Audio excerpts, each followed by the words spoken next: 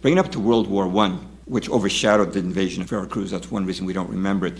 World War I started in 1914, and oligarchs on both sides of the Atlantic wanted America involved. But what was America's interest in this war? I mean, this was a European war, right?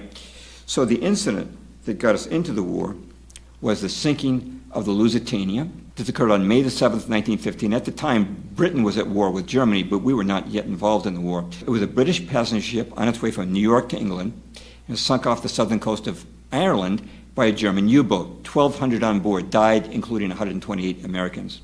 And then there was a stream of propaganda, avenge the Lusitania, take up the sword of justice. When you fire, remember this, enlist in the Navy. And new atrocity stories were invented about the Germans. For example, the public was told that the Germans were cutting the hands off children in Belgium. This was a widespread story at the time. But after the war, journalists went over to Belgium. They found there was nobody who'd ever witnessed such a thing. And do you remember during the Spanish-American War, there's a picture of the Brute?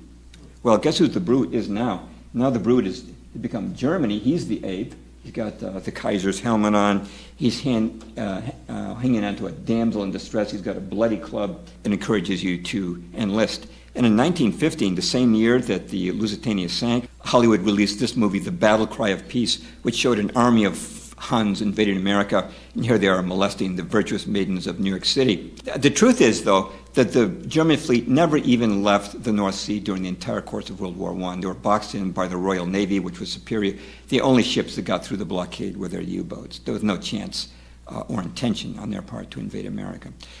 But why did the Germans sink the Lusitania? Well, a guy who was red-pilled on this matter was a guy I really admire, Senator Bob La Follette. He's a guy who really stood for the people. In fact, I like to call him the Ron Paul of his day.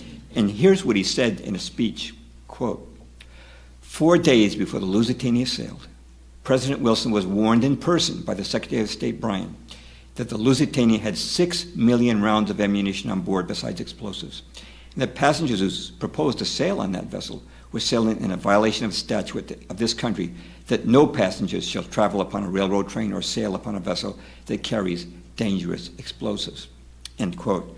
Well, the oligarchs in America were so outraged at La Follette for making this revelation, they tried to have him expelled from the U.S. Congress, and proceedings were underway for that. But then former Secretary of State William Jennings Bryan came forward and corroborated everything that La Follette said, which caused the proceedings to be called off.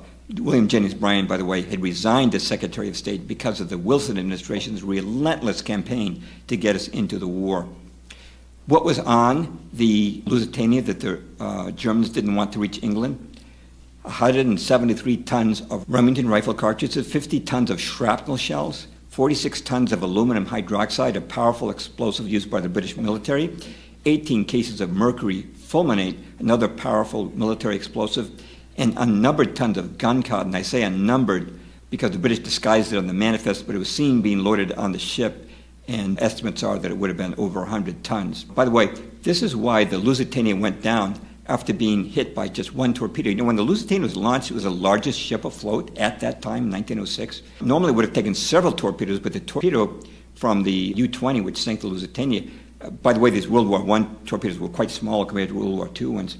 It hit the ship, and it went down in just 18 minutes. All survivors said there were two explosions, a small explosion followed by a huge one.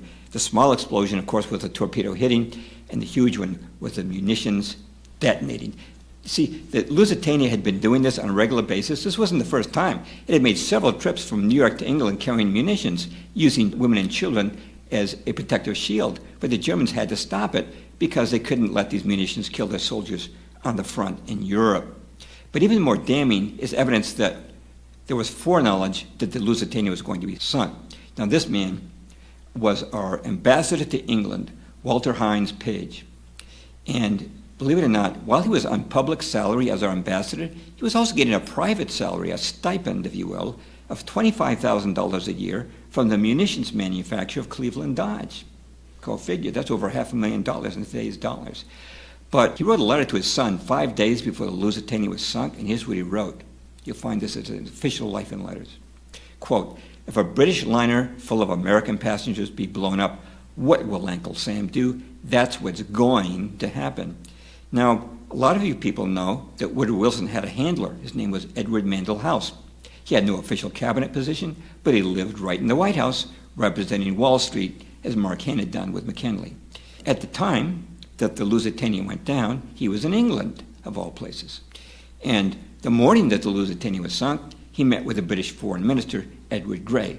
And here's what Edward Mandell House wrote, and you can find this in his official biography. He said, quote, "We spoke of the probability of an ocean liner being sunk, and I told him if this were done, a flame of indignation would sweep across America, which would in itself probably carry us into the war." That same day, House and Grey traveled over to Buckingham Palace and met with King George V. And here's what House wrote about that meeting. He said, quote, "We fell to talking, strangely enough, of the probability of Germany sinking a transatlantic liner. He," meaning the king, said, "Suppose they should sink the Lusitania with American passengers on board." And about 2 hours later, the Lusitania was sunk.